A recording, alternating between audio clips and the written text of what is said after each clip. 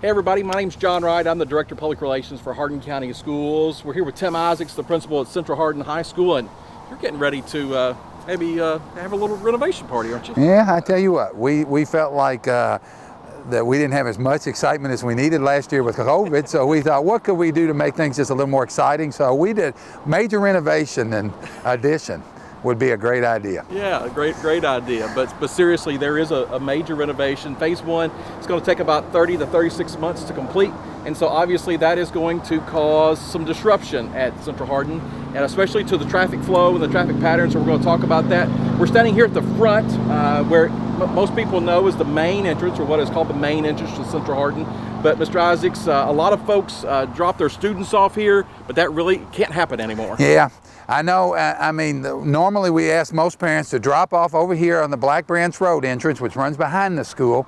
But we have a lot that would say, you know, I really need to get in or out, or I come early. Can I just drop them at the front? This year we're begging our parents, please use the Black Branch Road entrance for any kind of drop-offs. With the construction fencing up over here, it's just not going to be safe for our bus drop-offs if we've got a bunch of cars in and around it. So please use that Black Branch Road entrance, which is right behind the main part of the school there, to drop your students off in the morning. We've talked about how parents should drop their students off here at Central when the renovation begins, and really should have been all along, but we really need you to do that since the renovation has started.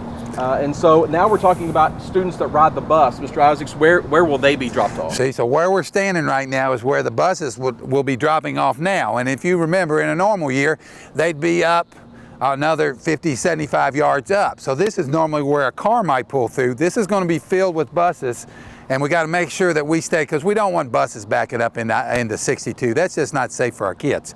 So they'll come up and they'll drop off. Now they got a straight shot in the building. It's not, they'll be good, but we don't want any car traffic that could potentially add a hazard for any of our kids. Right, so the buses will literally, they'll make the turn, drop, and then they will go. And head out back down that way.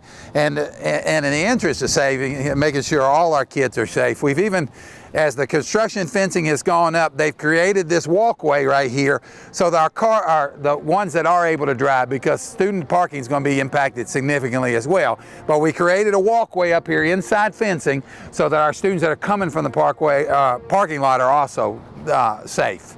So eventually, John, you and I are going to be standing at where the main entrance is going to be. And how many times have you pulled into Central Hardin and go, where's the front door? Well, now it'll be obvious, and it's going to be something to really be proud of. But so we're going to have to do a few things for a few years to make sure we get something special. As he said, when you drop off, if you try to come in here where the buses are, that's really going to cause a bigger traffic jam. So you really do need to follow the instructions there and go to Black Branch Road.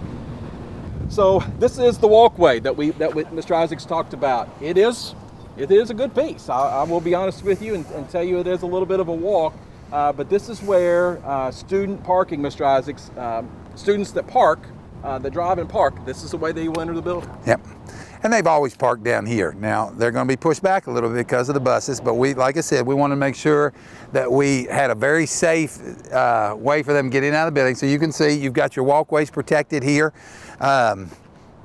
So as long as they just follow directions. In the afternoon, the majority of our students are going to be coming down this way because this is where the buses will pick up in the afternoon. Obviously, we don't have enough room now, since we've taken the majority of our bus parking for all the construction equipment and really where the building will ultimately go. So our buses will be picking up right here in the afternoon, and they're marked on the parking lot already for them. And we'll be sectioning off behind it for our student parking. It is going to impact our numbers.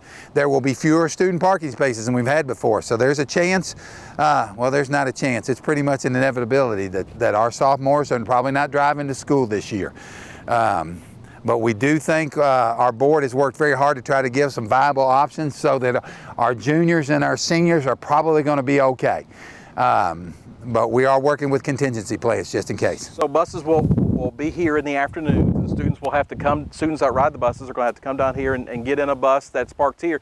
Now, you're going to put a line, or this gentleman that is in the video here today, he's going to place a line.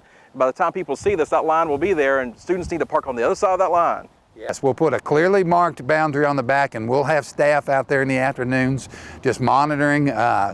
You know, we always have a lot of faith in our students that they understand the expectations on how you drive on campus, what the speed limit is, but it'll be even more important because you're going to be that much closer to buses. And this also illustrates what some of the needs are and why this renovation will be so important to us and ultimately such a nice change, because one of the things the board made sure was clearly done in this is there will be a clear separation between buses, student parking, and parent drop-offs will all be in their own clearly defined area when this is said and done, and that's a battle we've always fought here at Central Hardin.